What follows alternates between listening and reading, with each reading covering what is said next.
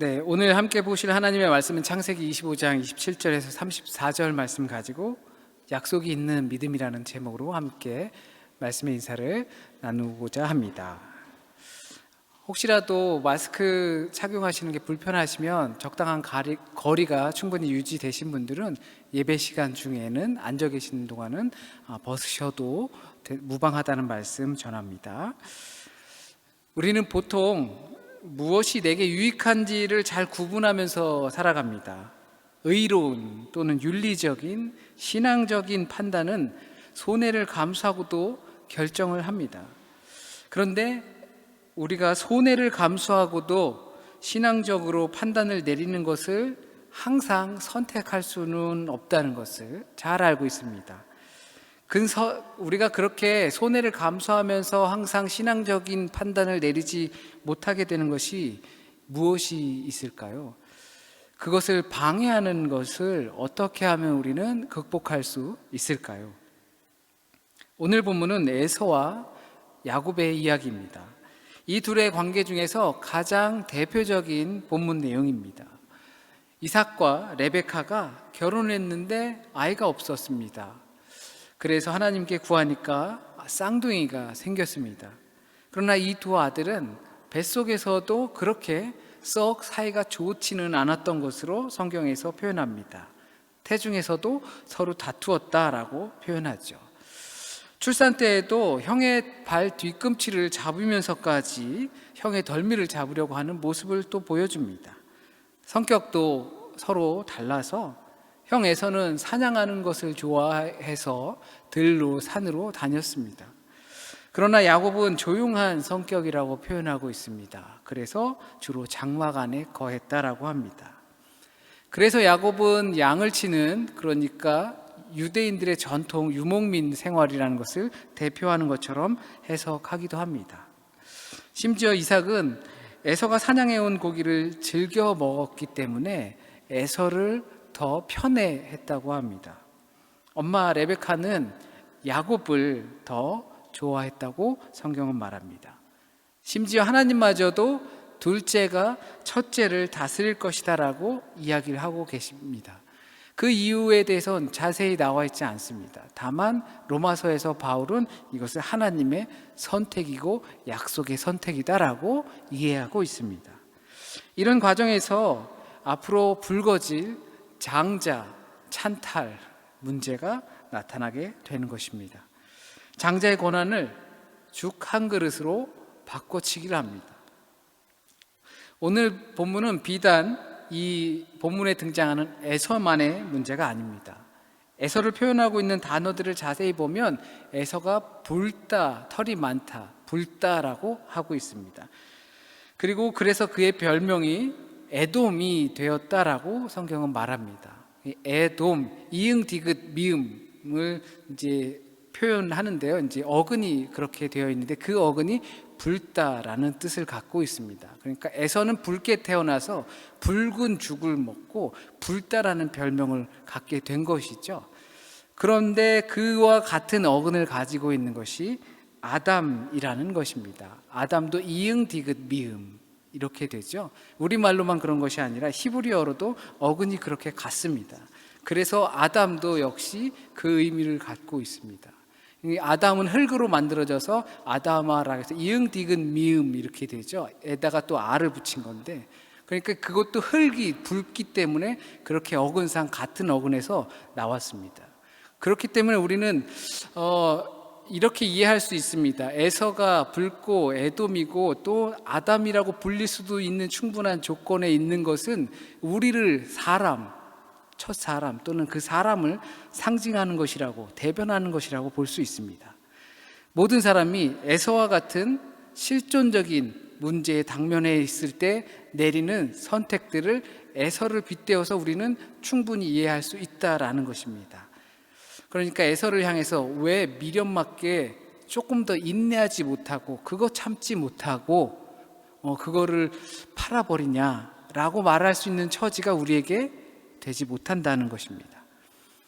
오늘 이 본문을 묵상하다가 보면 죽이 뭐라고 장자의 권한을 바꾸는가, 왜 나중에 후회할 짓을 하는가? 그건 몰랐나? 그렇게 될지? 왜 인내하지 못해가지고? 큰 그릇이 될 사람은 인내를 해가지고 참고 견뎌서 큰 그릇이 되는 건데, 성공하기 위해선 견딜 수 있어야 하는데 라는 내용을 전달하고자 하는 것은 아닙니다. 오늘만 잘 살면 된다.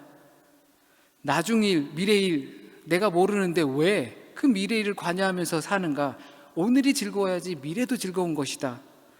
여기에는 인생을 계획적으로 살아야 한다든지, 아니면 오늘을 즐기는 것이 중요하다라는 이와 같은 묵상의 이야기를 할 수 있는 수도 있지만, 그 이야기를 하고자 하는 것이 아닙니다. 본문을 자세히 보면 유독 인상 깊게 나타나는 표현이 있습니다. 우리가 자주 표현하고, 그리고 내가 무언가를 선택할 때 그 선택을 좌우할 수 있는 기반이 되는 잘못된 선택도 할 수 있게끔 하는 그러한 표현이 나옵니다. 배고파 죽겠다는 겁니다. 표현들 많이 하시죠? 배고파 죽겠네. 이 배고파 죽겠는 게 뿐만 아니더라도 힘들어 죽겠네. 뭐 이런 표현들 많이 하시죠? 이러한 표현으로 인해서 우리에게 나타나는 실존적인 선택을 보고자 합니다. 이건 모든 신앙인들 앞에 놓여 있는 문제입니다. 에서는 어느 날 지독한 허기를 안고 집에 돌아옵니다. 보통 주석가들은 먼 들판에 가서 사냥을 하고 어쩌면 빈손으로 왔을 수도 있다. 제가 미리 보내드린 그 주보에서 나와 있는 그 에서와 야곱의 모습에는 토끼 한 마리를 잡아왔지만, 많은 주석가들은 빈손으로 왔을 확률이 매우 높다라고 생각합니다. 잡아왔으면 정 배고프면 중간에 불이라도 떼서 잡아먹든지 뭐 했을 것인데, 빈손으로 왔을 확률이 높다라는 것입니다. 때마침 야곱은 집에서 붉은 죽을 끓이고 있었습니다. 그 붉은 죽을 이제 달라고 하는 거죠. 에서는 죽 한 그릇을 청합니다. 그런데 야곱은 그것을 곱게 주지 않고 거래를 합니다. 치사합니다. 형이 배고파서 아사 직전이라고 하는데, 야, 그거 뭐 뻘건 거 뭐고 나 좀 먹자, 먹는 거면. 그런데 그래? 그러면 나랑 거래를 해. 그런데 그것도 보통 거래가 아니라, 나중에 뭐 사슴을 잡으면 그 사슴은 아버지 말고 나 먼저 줘. 이런 거래가 아니라 형의 장자권을 나랑 바꾸자라고 하는 것입니다. 장자의 권한과 죽 한 그릇이 동등한 위치에 놓이게 되는 것입니다. 당시 장자는 보통 유산을 2배를 더 받았다고 합니다. 근데 또 한편으론 팔레스타인 그 지역에서 어머니의 입김에 따라서 장자권이 있어도 유산이 분배될 수 있었다고 합니다. 그래서 이 사건이 되게 이상한 겁니다. 이서의 입장에서는 자기가 장자이기 때문에 유산을 더 많이 받게 되어 있어요. 그런데 이 레베카는 야곱을 더 좋아했어요. 누가 장자권을 받게 될지, 누가 더 유산을 많게 받을지 아무것도 확실하게 정해진 것이 없다라는 것을 표현하고 있어요. 성경의 기록대로 보면 에서는 장자의 명분을 가볍게 여겼기 때문에 이와 같은 결정을 했다라고 하는 것이죠. 대수롭지 않게 여겼던 것입니다. 왜냐하면 아무것도 정해진 것이 없기 때문에 그럴 수 있습니다. 아무리 생각해도 아브라함이 남겨준 재산, 이삭이 이쪽 저쪽에서 뺏기고 우물도 뺏기고 막 이런 것들까지 다 쳐도 아무리 못해도 아브라함은 거부였는데 재산이 좀 있지 않겠습니까? 그런데 장자의 권한과 자신의 허기짐을 바꾼다는 것은 아무리 생각해도 이거는 멍청한 짓입니다. 여러분이라면, 내가 동생이 있고 아버지께 받을 유산이 있는데 동생이, 형 내가 저기 힐튼 호텔 가서 한 끼 진짜 멋있게 사줄 테니까 장자권 유산 내가 좀 더 갖자 하면은 그렇게 하시겠습니까? 안 그러실 겁니다. 그런데 에서는 이 상황을 내가 죽겠다고 표현하고 있습니다. 내가 지금 죽게 생겼다, 배고파 죽겠다라고 합니다. 정말 허기진 경험을 해보신 적이 있으실 겁니다. 정말로 배고프면 이성적인 판단이 서질 않습니다. 가끔 이제 북쪽에서 들려오는 소식들이 있죠. 지난번에도 무슨 연락사무소를 폭발을 했다면서요. 근데 그게 저희 나라 세금으로 만드는 거라면서요. 그럼 우리가 생각할 때 그걸 폭파하지 말고 합리적으로 자기들 다른 데로 쓰든지 우리랑 끊고 싶으면 뭐 호텔로 만들든지 뭘 해도 될 건데 폭파시켜 버렸어요.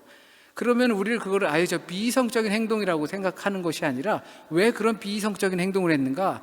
니네 진짜 계속 이런 식이면 우리 진짜 다 죽는 거야. 나만 안 죽어. 붙들고 다 같이 죽을 거야. 라는 것으로 충분히 생각할 수 있다는 것이죠. 정말 배고프고 죽을 지경이면 우리는 우리가 생각할 수 없는 비이성적인 행동을 할 수 있게 되는 것입니다.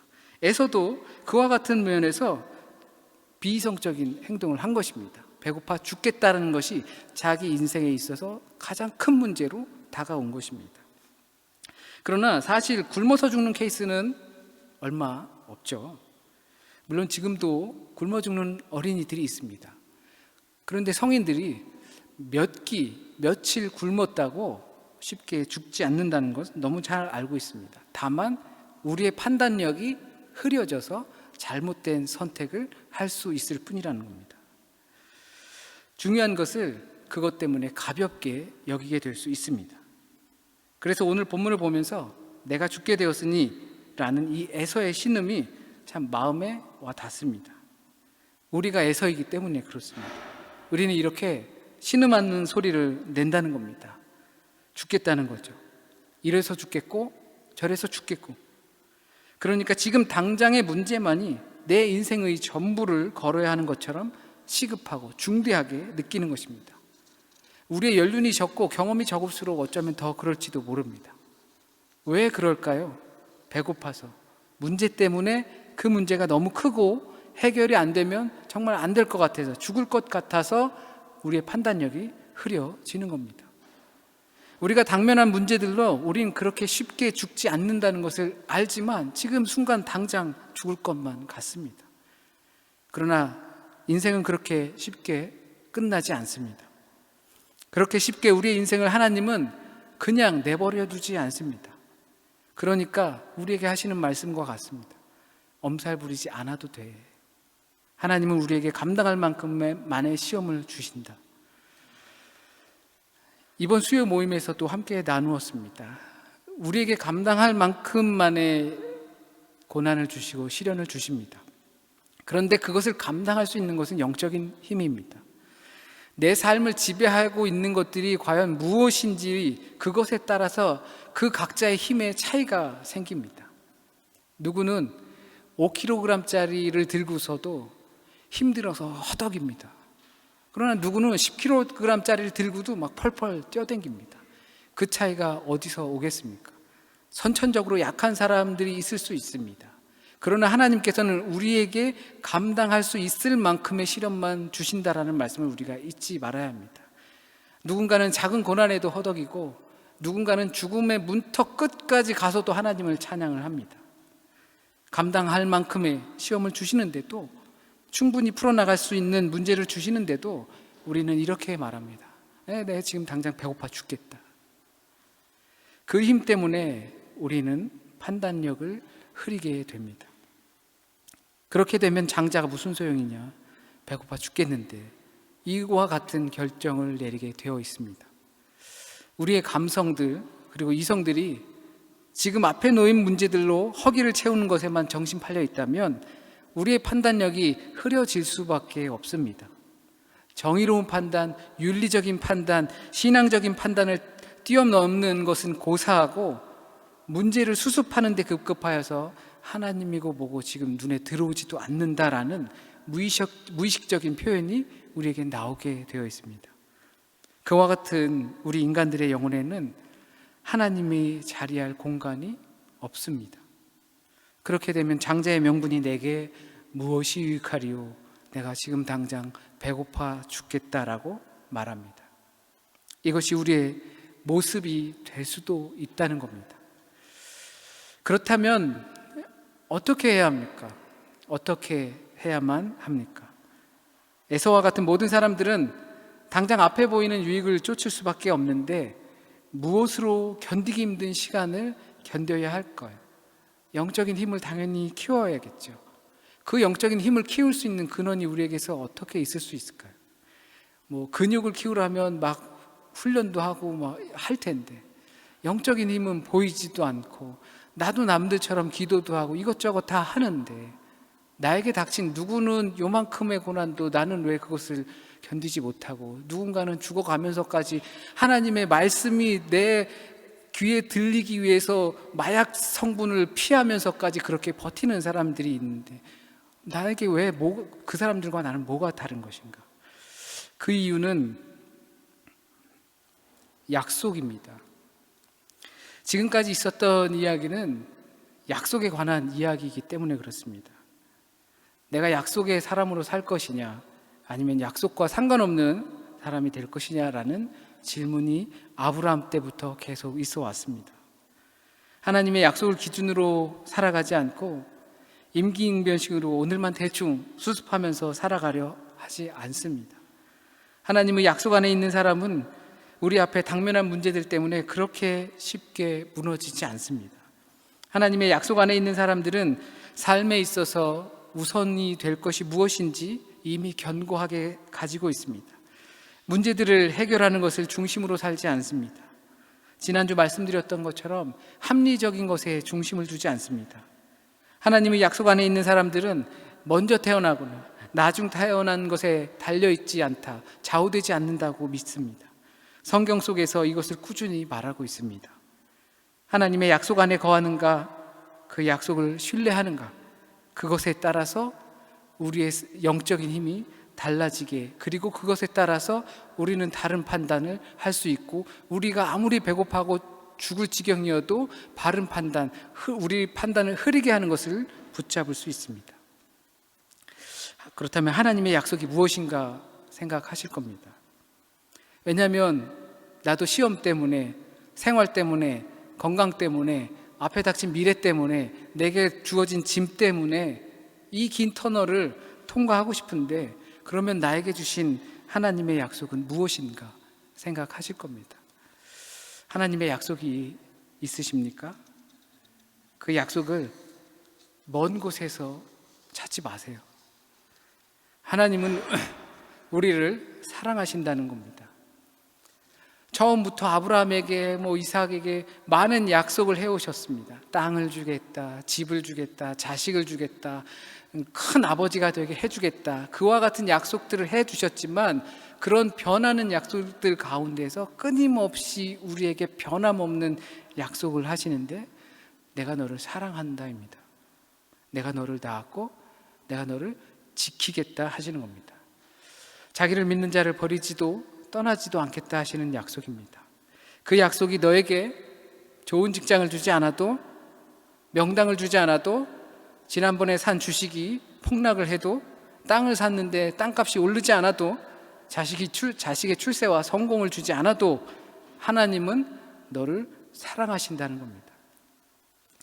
우리 안에 그 약속이 있으면 아무리 배고파 죽겠어도, 힘들어 죽겠어도 그 약속을 믿고 당면한 문제로 우리 자신을 쉽게 무너뜨리지 않을 수 있습니다. 우리의 흐려지는 판단력을 내 정신이 혼미해져도 끝까지 붙잡으려고 할 것입니다. 그런데 우리는 이 약속을 혹시 자주 잊는 건 아닌지 모르겠습니다. 하나님의 약속 안에 있는 사람들과 그렇지 않은 사람들의 차이는, 하나님의 약속 안에 거하는 순간 비록 내가 장자가 아니어도, 내가 첫 번째가 아니어도, 내가 으뜸이 아니어도 내 마음속에선 나는 하나님의 장자입니다. 약속을 물려받은 자입니다. 그것이 우리에게 주어진 축복 아니겠습니까?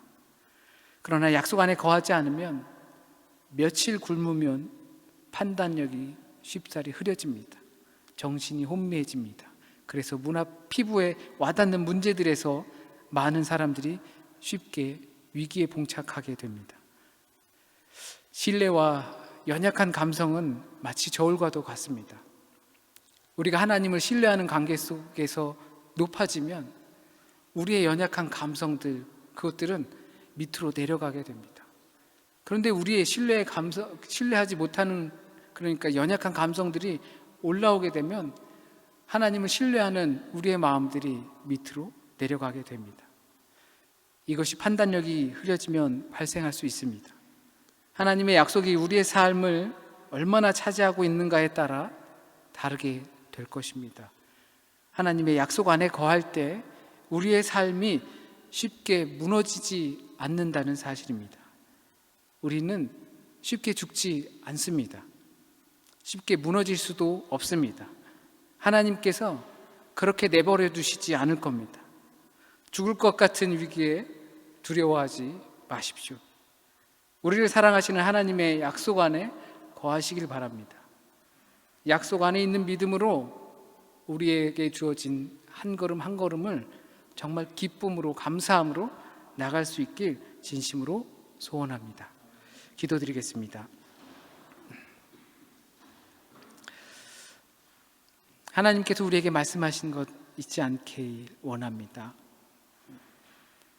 우리의 삶이 문제에 닥치고 그 문제 때문에 우린 흐릿해지고 그래서 옳지 못한 선택을 할 때가 참 많이 있습니다.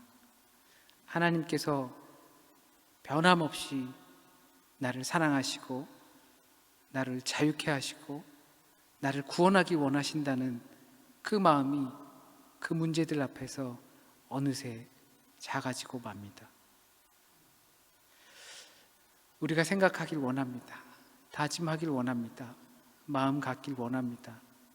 하나님께서 나를 사랑하신다는 것, 나를 구원하시기 위해 말씀이 육신이 되어 우리에게 오시고 십자가에 흘리신 보혈로 우리가 여전히 안고 살아가는 그 죄를 씻어주시고 멀어진 하나님과의 관계를 그로 말미암아 믿음으로 회복하여 세상으로부터 자유하여지고 하늘의 보좌에 있는 영광의 소망된 것을 찾아가며 살아갈 수 있다는 것을 우리 속에서 다짐하고 또 다짐하고 잊지 않으며 살아갈 수 있길 진심으로 소원합니다. 하나님, 오늘 우리에게 주신 하나님의 말씀 가운데 혹시라도 잘못 전해진 말씀이 있으면 온전한 하나님의 뜻만 남게 하시어서 오늘 우리가 깨달아야 하는 말씀으로 한 주간을 살아가고 또한 평생을 살아갈 수 있길 원합니다. 한 주간의 삶도 주님께 맡깁니다. 말씀 의지하여 그 말씀 가운데 있는 하나님의 은혜로 살아갈 수 있는 한 주가 되길 원합니다.